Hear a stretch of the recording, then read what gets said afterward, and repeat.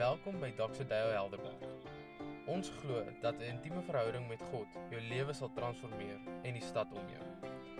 Mag die boodskap van vandag jou ryklik sien. Hoor 'n bietjie, wat sê die Bybel, wie is ons? Efesiërs 1 vers 11. Nou as jy jou Bybel vanmôre by jou het, is jy welkom om saam met my oop te maak en te blaai. Maar ons gaan vanmôre 'n klomp skrifte deelwerk.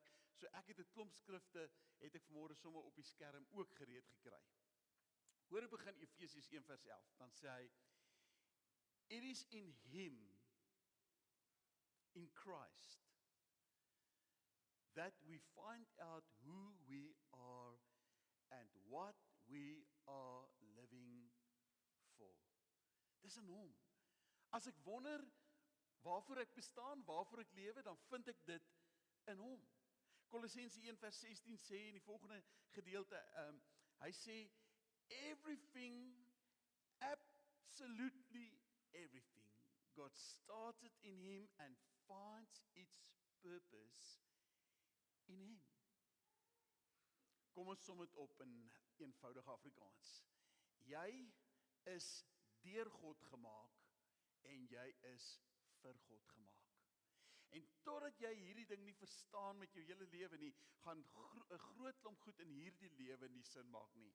Jy is deur God gemaak, jy is vir God gemaak.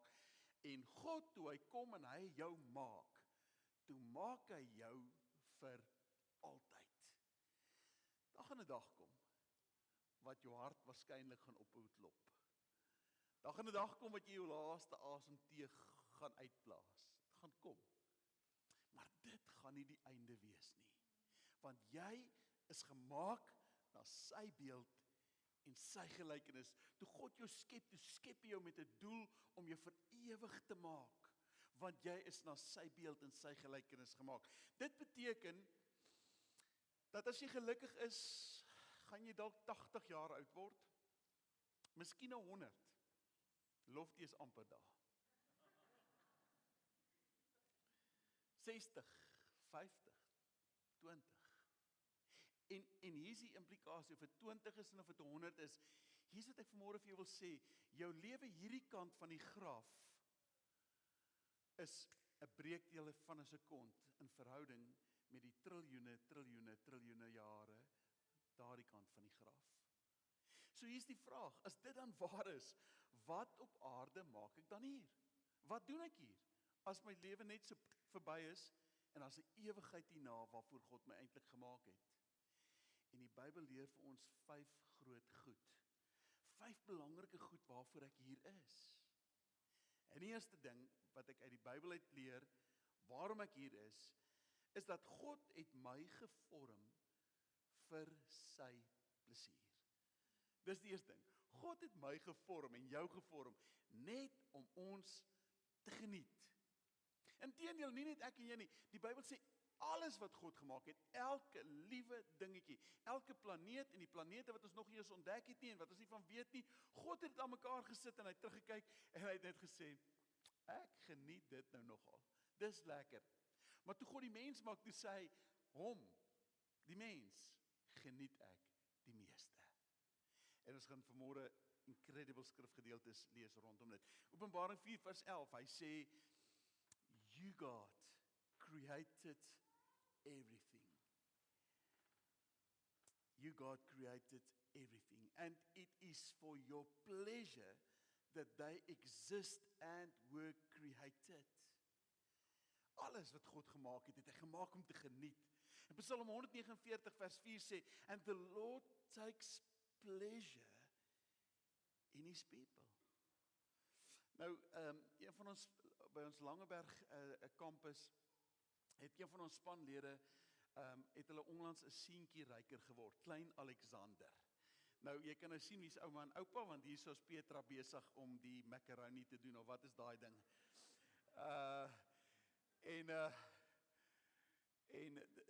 Ek bedoel, en nou kom Rian ingestap, nou sê ek, Rian, vertel gou vir my 'n bietjie, hoe voel dit?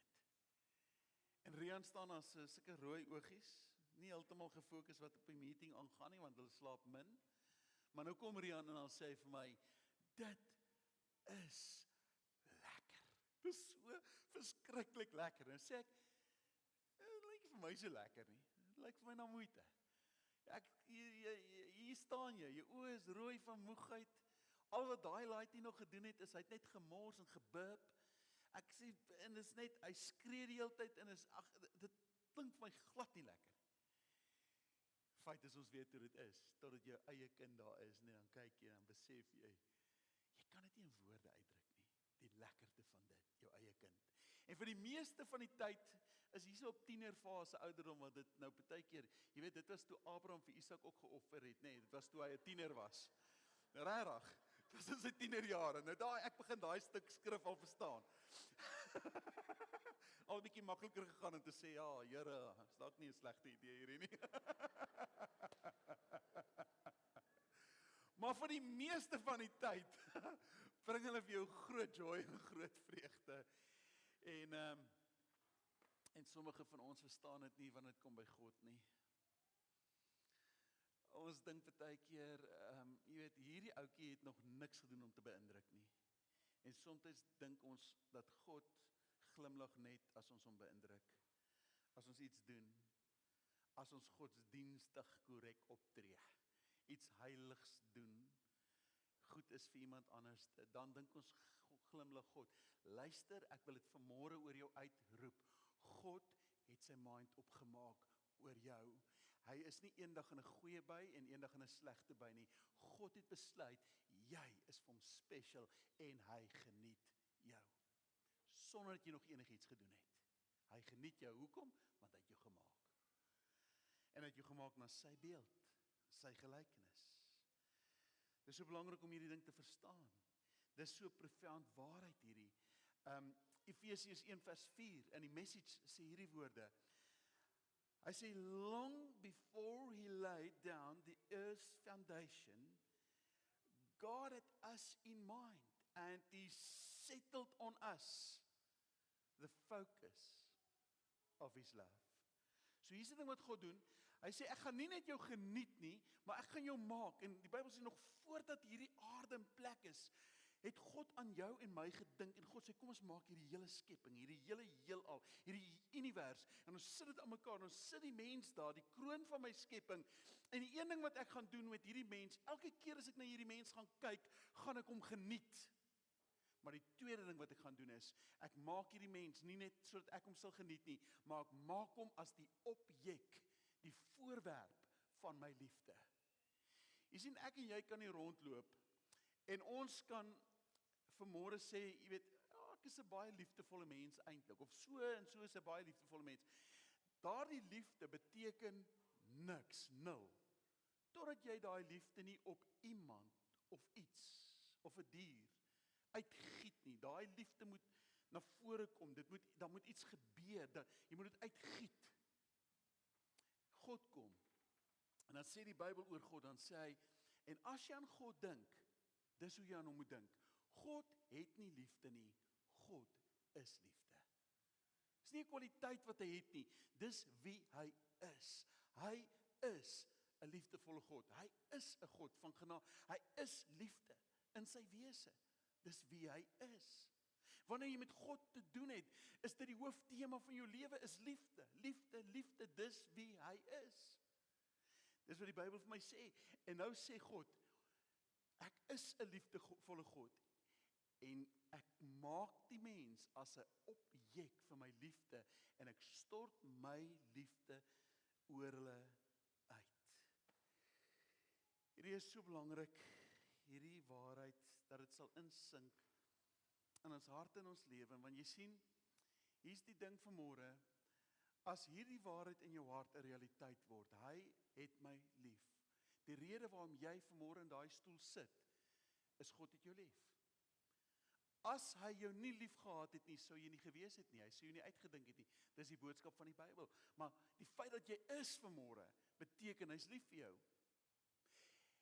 As hierdie waarheid in jou gees sink, dan kan die uitdagings van die wêreld kom, want ek stap nie as 'n uitgelewerde aan die uitdagings van die wêreld nie, en dit is daar, die uitdagings gaan kom. Maar nou leef ek te midde van dit met 'n bewustheid van sy konstante liefde in my lewe. As hierdie waarheid deel van my lewe word, dan is ek nie meer iemand wat leef met 'n minderwaardigheidskompleks nie. Dan leef ek met hierdie oortuiging van wie ek in hom is en hy in my.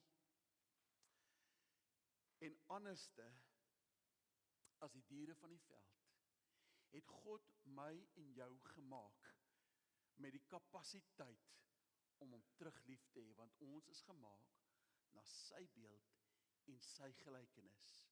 En kan ons hom ook terug lief hê?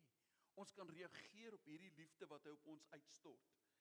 Eendag kom 'n man by Jesus en hierdie man sê vir Jesus, hy sê, vertel my 'n bietjie Jesus, wat is die belangrikste ding in hierdie lewe? Wat moet ek doen? Wat is die belangrikste goed van die lewe?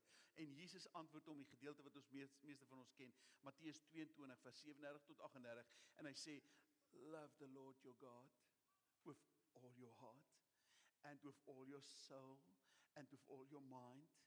This is the first and greatest commandment. En dan kom Hosea 6 vers 6 en hy sê hierdie woorde. Die Here sê aan die woord, hy sê, I don't want your sacrifices, I want your love. Dit klink soos 'n Lady Gaga liedjie. I don't want your offerings, I want you to know me. Sy dit net in die Bybel gaan kry. Die mees belangrikste ding, ek wil dit vanmôre vir jou sê, die belangrikste ding wat jy in hierdie lewe moet weet, die belangrikste ding wat jy moet weet, is dat God het jou gemaak vir sy plesier, en dat God het gekies dat jy die objek van sy liefde sal wees. Dis die belangrikste ding wat jy moet weet in hierdie lewe. Weet dat jy het weet. En die belangrikste ding wat jy kan doen in hierdie lewe, is om God terug lief te hê. Dis die belangrikste ding. En dis die nommer 1 doel van jou lewe. Dis die grootste, belangrikste ding van jou lewe.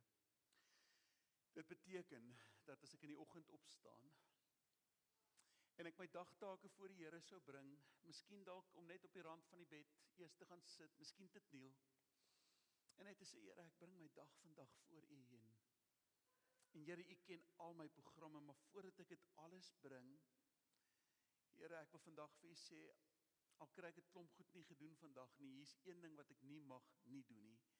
Here, help my om vandag U 'n bietjie beter te leer ken, en help my om vandag U 'n bietjie meer lief te hê. Want dis die nommer 1 doel, die nommer 1 doel van jou lewe. Dis waarvoor jy gemaak is. Die nommer 1 doel van jou lewe. Jy sien, op die einde van die dag maak dit nie saak hoeveel in die groter prentjie, hoeveel deals jy aan mekaar gesit het en hoeveel onderhoude jy gedoen het en hoeveel goed jy reg gekry het nie. Dis alles belangrik. Ons sê nie dis onbelangrik. Natuurlik is dit belangrik. Maar is minder belangrik oor die vraag van, ken jy hom bietjie beter en het jy hom 'n bietjie meer lief? Want dis jou eerste skepingsdoel. 1 Timoteus 6:21 sê, some people have missed the most important thing in life. They don't know God. Ken jy God? Ek wil nie weet van hom nie. En weet wie hy is en van hom in die Bybel. Ken jy hom? Soos in 'n verhouding. 'n warm, lewendige verhouding tussen jou en God. 'n Verhouding waar jy hom as vriend beleef in jou lewe. Dis die boodskap van die Bybel, dat God nooi jou na intimiteit toe, selfs intimiteit van vriendskapsverhouding. Die tweede doel waarvoor God my en jou gemaak het, is dat God het my en jou gemaak vir sy familie. Hy wil hê dat ek en jy deel sal wees van sy familie. En is reg, God wil 'n familie gehad het. Hy wil meer as net 'n skepsel gehad het of 'n skepping gehad het. Hy wil familie gehad het. In die Bybel kom en dan sê hy, die rede waarom ek en jy bestaan, is God wil gehad het, ons moet deel wees van sy unieke familie, 'n familie wat vir altyd en altyd en altyd gaan bestaan. Hoor wat sê Efesiërs 1 vers 5, hy sê, God's unchanging plan, God se onveranderlike plan, was nog altyd dieselfde plan, has always been to adopt us into his own family, by bringing us to himself through Jesus Christ. En weer sê hy, and this gave him great pleasure. Hy geniet dit dat jy sal inkom, deel van sy familie. Jy weet, die Bybelse boodskap is nie dat ek en jy alleen sal wees nie. Die gedagte was nooit dat ons alleen sal wees nie. Die gedagte was altyd dat ons deel van familie sal wees. Inteendeel is asof die Here nie van alleenheid hou nie. Want hier kom hy en hy maak die perfekte environment. Hy maak die skepping sitte aan mekaar in die tuin van Eden en hy sit die mense in die tuin van Eden en hier in die tuin van Eden, dan kyk hy na die mens en dan sê hy, en dit is nie goed dat die mens alleen is nie. En hierdie het nie te doen met is ek getroud, is ek nie getroud nie. Hierdie het te doen met God se altyd plan van dat die mens moet deel van 'n familie wees, opgeneem saam met God in verhouding, saam met hom. Dis deel van sy oorspronklike skepingsplan. Jy sien, toe jy gebore is jy gebore in 'n menslike familie in 'n menslike ras. En party van ons sê, ag Here, dankie tog vir hierdie familie wat ek in gebore is. En party van julle is nie so opgewonde oor die familie wat jy in gebore is nie, maar jy's daar. En jy het nie veel van 'n keuse gehad nie, maar jy's in hom ingebore. En nou, wanneer dit kom by God se familie, is dit 'n bietjie anderste. God se familie is 'n keuse. Maar ek word ook in daai familie ingebore. Maar dis 'n keuse wat ek maak en die Bybel praat van 'n wedergeboorte. Dit beteken eenvoudig dat ek kies om te sê, Here, ek weet ek is in 'n natuurlike familie ingebore, maar vanmôre het ek 'n keuse en ek wil kies om ook deel van u familie te wees. Ek wil in u familie deel van dit wees, in dit ingebore word, 'n wedergeboorte in dit in. En ek wil u volg as my Vader. En dit wat Jesus Christus vir my aan die kruis gedoen het, die feit dat hy hierdie sonde, die skuld, die skaamte, die seer wat deel van my lewe was, die feit dat hy dit kom adresseer het aan die kruis en moontlik gemaak het dat ek weer deel van die familie kan wees. Ek begeer dit in my lewe. 1 Petrus 1 vers 3, hy sê, God has given us the privilege of being born again, so that we are now members of God's own family. Wedergeboorte beteken ek het 'n vars nuwe begin by God, in sy familie. Die skuld en die skaam en die seer, die voer die heerskappy oor my, as ek die oomblik wat ek sê, Here, ek wil u familie wees, ek wil aan u behoort. Ek het 'n skoon begin, 'n nuwe begin. Dis wat dit beteken, om 'n nuwe verhouding met God te begin, skoon vars. Die Here sê, as jy met my te doen het, raai wat gaan gebeur? Ek wil jou sondes wegvat. Nooit ooit weer hoef jy gebuk te gaan onder die mag van gebrokenheid nie, maar ek herstel jou na my oorspronklike intensie met jou. 1 Timoteus 3 vers 15, dan praat hy oor wie is hierdie familie, hoe lyk hierdie familie, dan sê hy, that family is the church of the living God, the support and the foundation of the truth. So belangrik dat jy vanmôre so verstaan, die kerk is nie 'n sosiale klub nie. Ons kan sosiale aktiwiteite doen, maar is meer as dit. Die kerk is nie 'n bureaukrasie nie. Die kerk is nie 'n organisasie nie. Die kerk is die familie van God.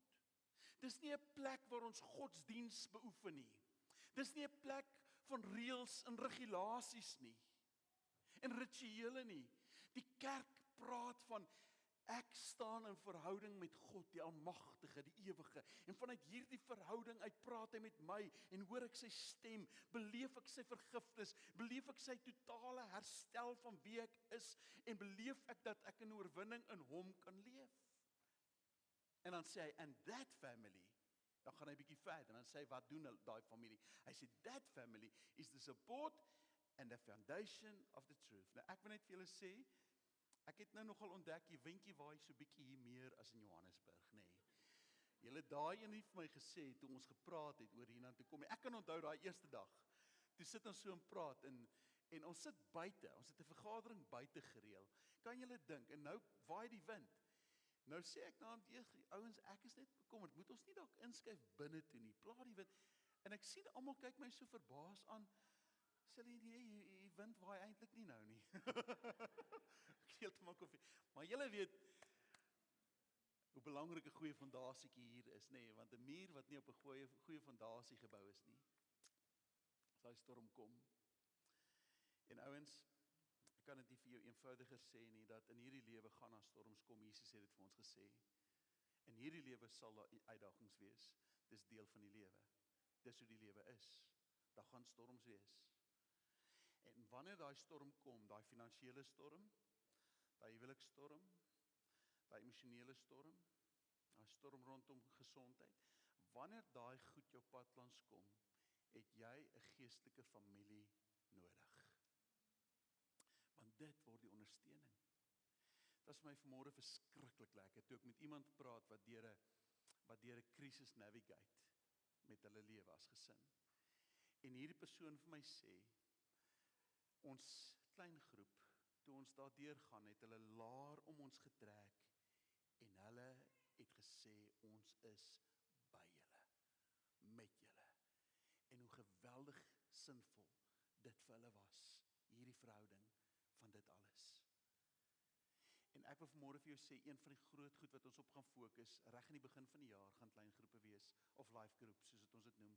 En ek wil vir jou in jou oë kyk, en ek wil vir jou vra, wil jy dit nie oorweeg, om deel van ons life groups te word nie, waar julle vir mekaar kan omgee, geestelik in mekaar se lewe kan inspreek, en geestelik kan groei ook.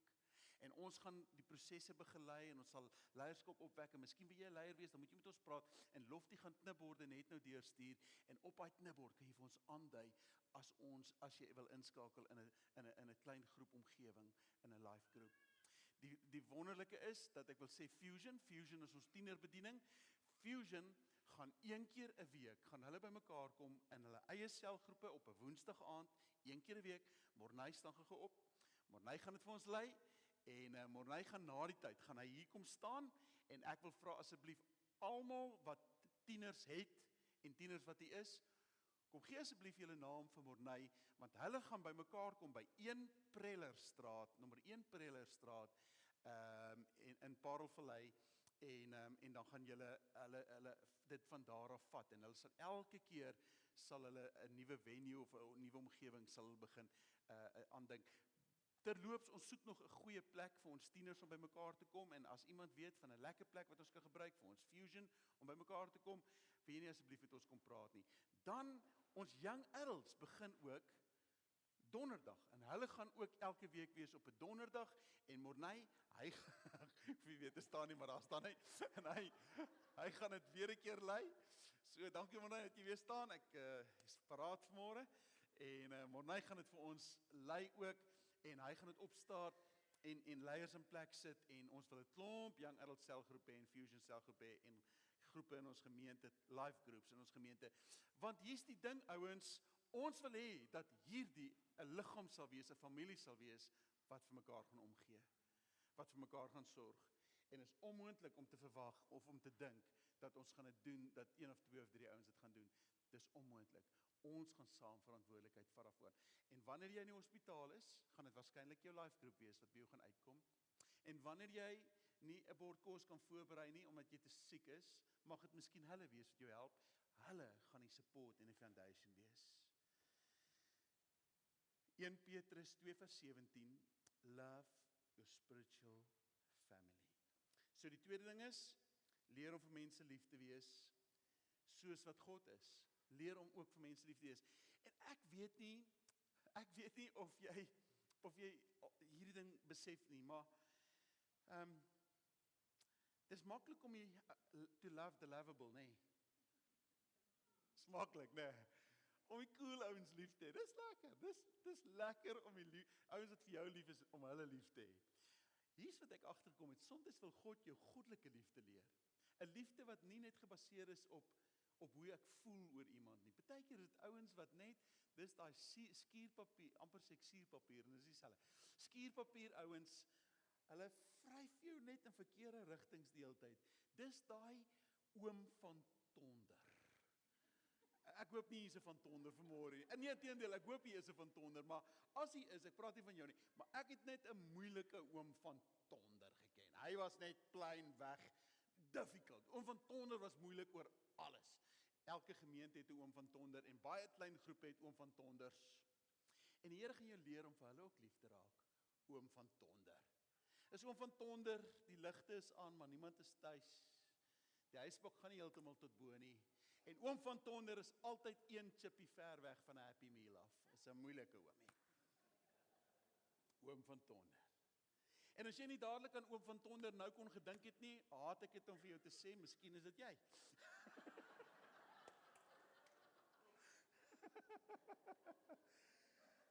Okay, ek oordryf. Romeine 12 vers 5. We belong to each other and each of us needs all the others. Okay, there we go. Die derde ding, God het my gemaak om soos Christus te wees. As jy wonder oor hoekom jy is hier om soos Christus te wees. God wil hê dat jy geestelik sal opgroei, en in hierdie jaar het ons dit 'n jaar in hele Doxodeo, en ons is 'n bietjie agter op die ritmes van dit, want ons het 'n launch en al die goed het gebeur, maar ek kan nou vir jou sê, die fokus van hierdie jaar gaan wees, Divine Acceleration is die fokus van die jaar, ons glo die Here het met ons gepraat oor Divine Acceleration, maar spesifiek op die openbaring van wat God sê, wie ons is. Dat daar 'n geestelike acceleration sal wees, 'n woord acceleration sal wees, en ons gaan baie fokus. En dis hoekom ons wil praat oor intimiteit en integriteit en identiteit, sodat jy hierdie goed sal verstaan. En dit is so belangrik. Romeine 8 vers 29, hy sê, from the very beginning, God decided that those who come to him should become like his son. Colossense 1 vers 15. And we look at the Son, and we see God's original purpose in everything created. So as jy jou original purpose wil sien, kyk na die Seun. Hy sê wie jy is, become who you are. Jy is gemaak na sy beeld, sy gelykenis. God het aan Jesus Christus in die kruis daai ding kom herstel. En moet dit nie verkeerd verstaan vanmôre nie. Jy gaan nie God word nie, maar jy gaan sy karaktertrekke dra. Jy gaan met sy oorwinning leef. Jy gaan met sy identiteit van wie hy is, gaan jy dra in jou lewe. Daar gaan iets van sy integriteit en sy vrygewigheid en sy nederigheid en sy kwaliteite gaan jy in jou lewe dra. En die Bybel praat van hierdie kwaliteite as die vrug van die Heilige Gees. Hier is die ding van die vrug van die Heilige Gees. Dis nie iets wat ons nog eendag iewerste moet kry nie. Dis klaar daar.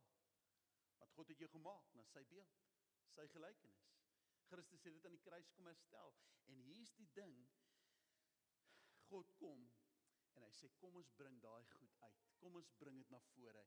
Hierdie goed wat in jou lewe is, hierdie kwaliteite, hierdie eienskappe, kom laat dit na vore kom in jou lewe. En as 'n klomp maniere wat God dit doen, soms deur sy woord wat net in jou lewe, deur jou lewe spoel, wanneer jy tyd met hom spandeer, wanneer jy saam met hom bid, soms in jou lewensjourney, en soms deur omstandighede. Ek het al agtergekom dat God gebruik baie keer omstandighede. Hy leer jou om lief te hê, partykeer deur jy te sit by iemand wat moeilik is om lief te hê, dan leer jy wat goddelike liefde is, om daai persoon lief te hê, soos ons nou gesê het. Wat van vrede? Vrede leer hy my soms in die krisis, wat dit is om in 'n krisis vrede te hê. En ek ontdek skielik dat vrede is nie iets nie, maar vrede is 'n persoon, dis Jesus Christus. Die feit dat ek in hom is en hy in my, maak dat ek in 'n krisis kan leef in sy vrede. Wat van lankmoedigheid en geduld? Ag mense, kan ek vanmôre eerlik wees? Dis my Achilleshiel, is geduld. Loftie, is asof dit nou kom as 'n verrassing. Jy sien, want hier is die ding, goed moes al gister gebeur het. En toe ek Kaap toe kom te besef, ek is 'n bietjie anders die. Die feit is, my handprik is heeltyd af en revolusies is altyd in die rooi. Altyd. Ek is net 'n haastige temperament tipe van mens en saam met dit is daar 'n stukkie geduld wat ontbreek as die goedjies nie in plek is nie. En ek het al so baie daaroor gebid, vir die Here gevra, hy moet my regtig nou help daarmee. En ek besef, dis al beter. Dit was erger, Loftie. Net om nou die dag my lisensie te gaan hernie, het julle daai oefening al gedoen? Motorkar lisensie. Nou in Johannesburg is dit 'n redelike oefening. Want toe ek daar instap en ek sit 4 ure en wag, toe weet ek hierdie is my tipe mense. Dis deeglike ouens hierdie.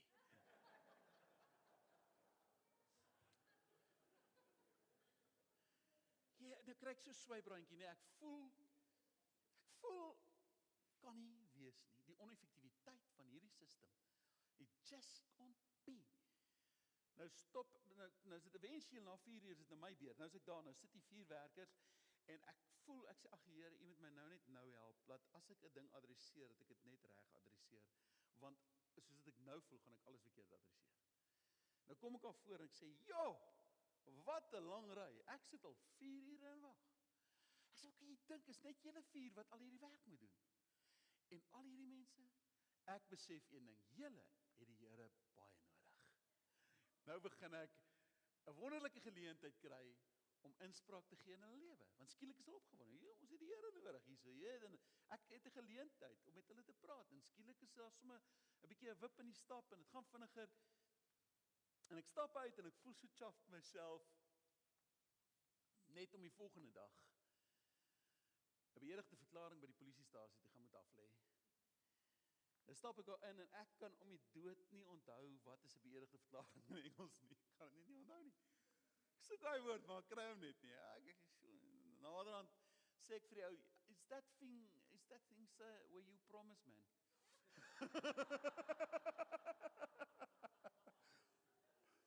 Oh, sir, you want a statement? I said, no, it's not a statement. It is, you promise to speak the truth, man. Lekker boere Engels. Ek sê vir hom, en naderhand kry ek, het is 'n affidavit. Nou sê ek vir hom, it's 'n affidavit. Nou is ek al klaar so 'n bietjie afgefrustreerd, want ek nie kan onthou wat is 'n beëdigde verklaring nie. Nou sê, oh sir, you need to write your statement. Nou sê ek, okay, ja. Ek sê, nou sit hy vir my 'n stuk papier daar voor my neer. Nou sê ek, can I please have a pen? Oh, sorry sir, we don't have any pens here. En ek laat sak my kop, en daai proses dat ek my kop laat sak, sien ek die ou aan die oorkant se skoene wat vuil is. En ek sien die lesenaars wat die mekaar is. En ek sien die ou wat so half sit lê terwyl hy werk. En ek besluit, nou gaan ek hulle verduidelik wat ek dink van hierdie polisiestasie. En ek begin by die ou wat se skoene vuil is. En ek eindig by die lesenaar wat die mekaar is. En ek sal hierdie kant van die toonbank 6 swaar gewapende mans aan daai kant uit. Nie 'n slim ding om te doen nie. En eventueel kom daar iemand ingehardloop met 'n pen. Sy sê, "Oh sir, we find the pen." En nou begin hy sommer my beëdigde verklaring te vat. Nou begin hy en ek dink by myself, hier kom dit nou. Dit wat ek nie wil hê nie. So sir, what is your name? Ek sê nie vir wie? Hy sê vir my, "Oh sir, and your occupation." I'm a pastor. Excuse me sir, are you what? I'm a pastor. Excuse me sir, I'm a pastor. En 'n doodse stilte daal in die polisiekantoor neer. Die radio wat die uitsendings doen raak stil en almal luister in. En hierdie onaardige stilte word verbreek deur een van die konstabeltjies. Sy spring op, sy sê, "Oh pastor, you need to pray for us this morning. There's a demon in this office."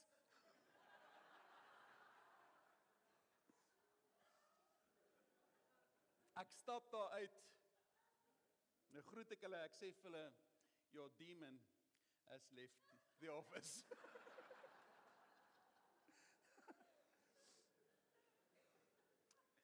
Hey, God wil jy met opgroei geestelik en hoe jy in die publiek en privaat optree, mag die vrug van die Heilige Gees sigbaar wees in jou lewe. Mag jy gelei word in hierdie jaar, die feit dat jy sal word soos hy is. Nommer 4, God het my gevorm om hom te dien. Psalm 139, "You shaped me first inside and then out, and you formed me in my mother's womb." Efesiërs 2:10, "God made us what we are. And in Christ Jesus, God made us to do good works, which He planned in advance for us to live our lives doing." God het jou uitgedink lank voor die tyd. En het jou gewire op 'n baie spesifieke manier, het hy jou mekaar gesit. En het jou aan mekaar gesit om goeie werke te doen. Nie goeie werke wat jou redding sal bring nie. Maar omdat iets goeds met jou klaar gebeur het, jy's herstel na die beeld van sy seun toe, begin jy om soos God, 'n goeie God en 'n goeie mens te wees. 'n Goeie verteenwoordiger van die een wie jy ken en wie jy dien. begin jy om dit uit te leef. En daardie woordjie goeie werke, 'n ander woord vir goeie werke is bediening. Want elke keer wanneer jy jou gawes en jou talente en dit wat die Here jou mee uniek aan mekaar gesit het, wanneer jy dit gebruik, is jy besig om mense te bedien. En elkeen van ons het 'n bediening en ons gaan nog kursusse doen wat jou help om jou plek te ontdek, jou gawes te ontdek, wie jy is en hoe jy aan mekaar gesit is. En dis incredible as jy dit nie weet nie, maar die Here het jou uniek aan mekaar gesit vir 'n baie bepaalde doel. 1 Petrus 4 vers 10. God has given each of us, each of you, some special abilities. Be sure to use them to help each other, passing on to others God's many kinds of blessings. Jou talente, jou gawes, alles wat jy het, jou huis, jou eiendom, jou besittings, alles wat die Here jou mee geseën het. Ek wil vanmôre vir jou sê, dis nie net vir jou nie. Die Bybel van die boodskap is, dis altyd met die oog op mense om jou. En dit kan hier wees wat jy jou bediening uitleef, dit kan by die werkplek wees, dit kan wees by die skool, by jou kantoor, maar God het jou gemaak met 'n bepaalde shape om bediening uit te leef. Die 5de ding, God het my gemaak met 'n missie, vir 'n missie. Johannes 17 vers 8, in the same way that you gave me a mission, en Jesus is hier in die woord, hy sê, op dieselfde manier wat u vir my 'n missie gegee het, gee ek aan hulle, aan my en aan jou, 'n missie.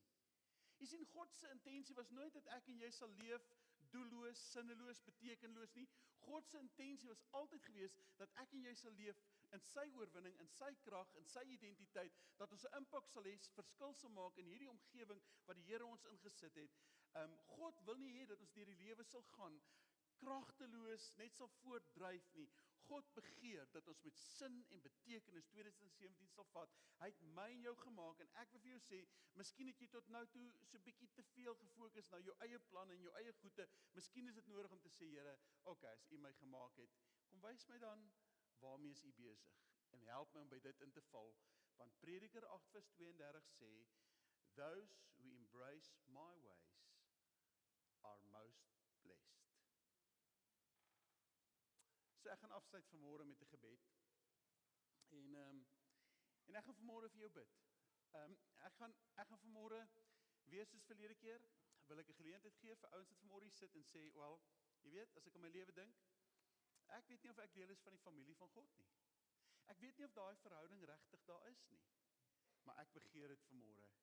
Ek wil graag vanmôre wedergebore word. Ek wil vanmôre 'n keuse maak om te sê, Here, dat u my Vader sal wees, dat ek aan u sal behoort, dat u my lewe sal kom herstel na die beeld van u seun toe. Ek wil dit graag hê. En as dit vanmôre jy is met wie ek praat, as jy vanmôre graag wil sê, Here, hier is ek. Ek wil deel wees van die familie van God. Ek wil u as my Vader beleef. Ek wil hierdie verhouding met u ken. Ek kies om dit vanmôre te doen, Here. Ek kies vanmôre dit. Dan gaan ek vir jou vra, as ons gaan begin bid, dat jy net vir 'n oomblik saggies jou hand sal opsteek en weer sal dit sak. As 'n teken, Here, hier is ek. Ek kies dit. Kies dit vanmôre. Dan gaan ek bid vanmôre dat die Here ons regtig sal help om regtig hom te ken en regtig te stap binne in sy plan vir ons lewe. So kom ons staan en ons bid vanmôre saam.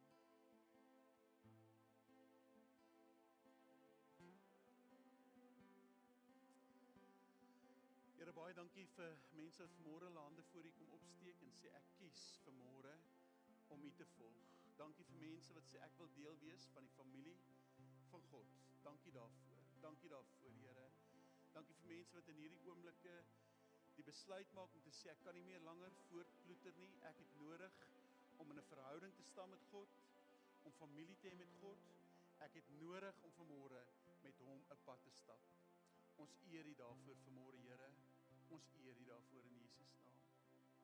Here, ek wil ook vanmôre bid vir mense wat net die sin van die lewe dalk verloor het en dalk 'n bietjie fokus verloor het. Ek bid vanmôre, Here, dat daar sin sal wees en ons sin kry wanneer ons kyk na wat U sê oor ons lewe. Ek bid dat U ons sal help om meer en meer te kyk en te fokus op dit wat U sê oor ons lewe, Here. mag ons gelei word deur wie ons is in U. En dankie dat ons vanmôre so by mekaar kan wees, Here. Ons eer U voor in Jesus naam. Amen. Mag God se heerskappy bevestig word reg oor die wêreld.